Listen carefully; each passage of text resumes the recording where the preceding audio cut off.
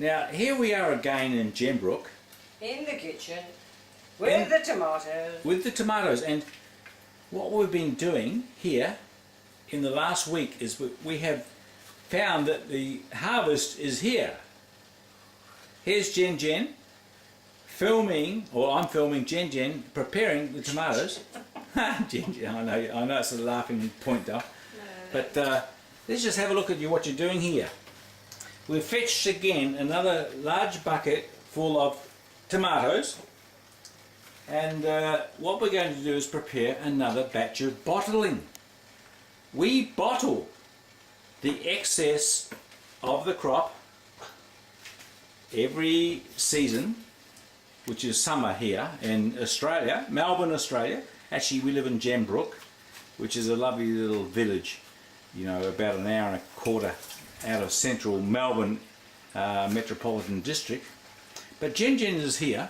Apart from that, Jen is here, and she's actually a very, very willing worker. I mean, as I am. I go in the garden, I do a bit of digging, but Jen is very willing at the harvest. Aren't you, Dale? Yes. Yes, we yes. do things together. And so we do things together. Yep. And what we're doing is we're preparing another pot here for the blending of the sauce, or the salsa, as the Italians say, the salsa. And we just went out in the garden here this evening on the 26th of February, 2012. We went out into the garden, and you've got to be very quick because the parrots around here are almost quicker than us.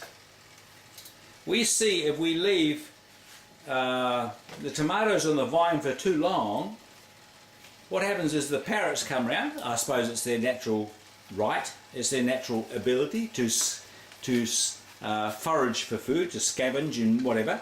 But so we have to beat them to it.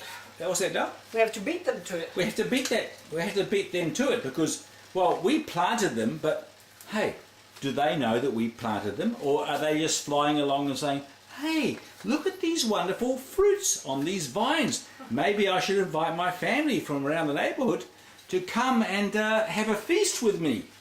So you can't blame the parrots for eating everything that's there, you know.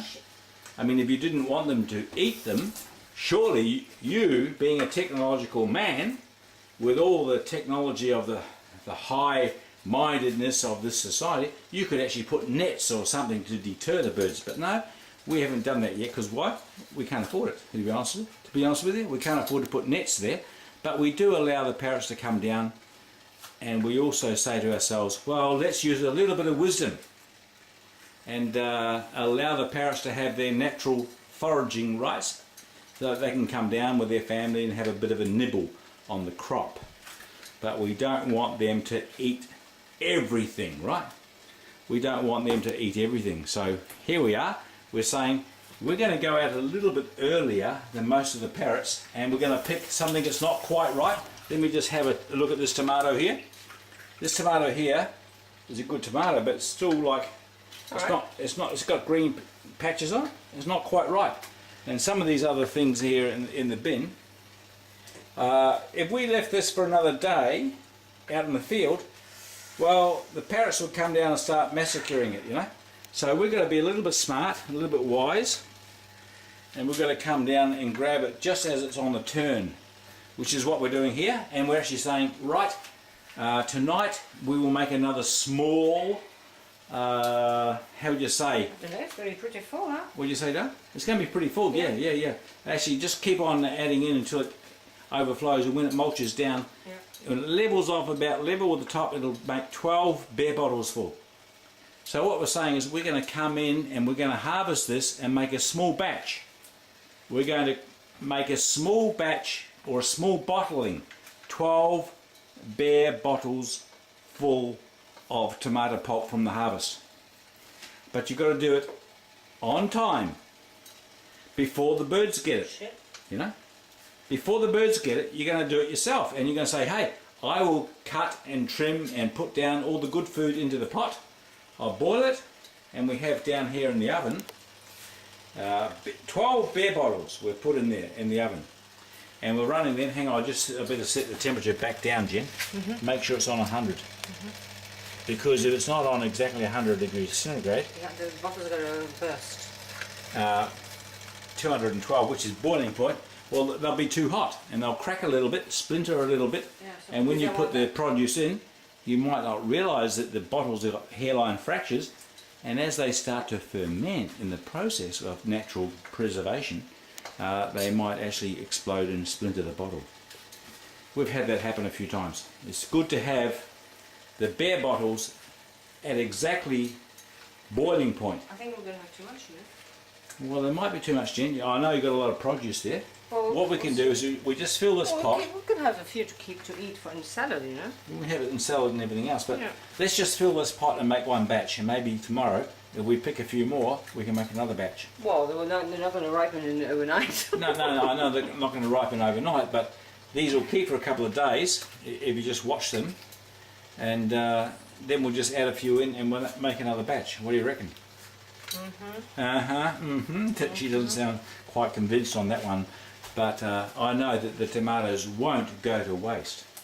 See, now Jen is putting down here in the trimmings, right? We've got 2 buckets here. What are these buckets, Jen? Would you That's for the chooks and that's for the rotten stuff. point again to the which This one? is for the chooks and this is the rotten stuff. That's for the compost, Oh, no, yeah, and that's for the chooks. yeah. So the chooks get the next preference, right? Yeah. The chickens. I mean, chooks here in Australia we call chooks chickens. You know, little hens that lay the eggs. Okay. So we give the hens the leftovers from the kitchen, but we also give the compost anything which is biodegradable and organic that we can dig into the garden on the next season. So we have a couple of bowls here going, and we have one main bucket full of produce here, and we're sort of sorting it and grading it, cutting it and trimming it. And there's Jen. She is the one doing all the work. I'm holding the camera, but we both actually joined in the picking of the harvest. I dug the garden and planted the seeds, and we all worked together and watering and everything else. Jen down there with the watering hose and everything else at different times. So we've all been contributing into the production, and we both appreciate and enjoy each other's labour, and so do the chooks and so does the compost.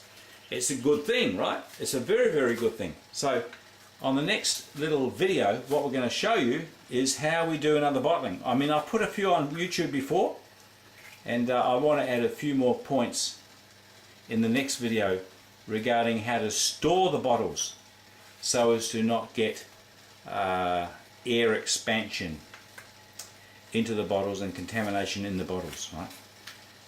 And I'll show you that on the next video. But anyway, apart from that, here we are reporting again the summer harvest in Gembrook, Victoria, Australia. Grant and Jen, Grunta and Jenna, working together as a team to get the good nutrition off the land. Good water, good food, good air, and good spiritual practices. Good, whole spiritual practices and alignment with truth. That's another issue, right? You're going to have too much there, Jen. Yeah. Anyway, I hand over the film now to, well, Jen, would you like to say anything? No. No. You say it all. Come on, darling, you've got to say something. What, you got something informative to add? Say, you know, something that you could say to people who might be following? Well, I mean, you know, get the information and try it out. Get the information and try it out. That's right. But what have you got to say with adverse situations in the world that might be against good living? What do you mean? What is working against us here in the world? New World Order. Yeah, New World Order. But what about anything in particular? Chemtrails. Huh? Chemtrails. Chemtrails. Yeah. Anything else? Trying to poison us. Trying to poison us. Anything else? What else is there? Fluoride. Fluoride. Vaccines. Vaccines. Anything else, Dom? I'm pushing you to the point there, right here. Eh? I'm pushing you to a point. I know you're working hard there, Dom. It's alright. It's alright. It's alright. Anything else you can think of, sweetie? No? What else? Mind control? Mind control? TV?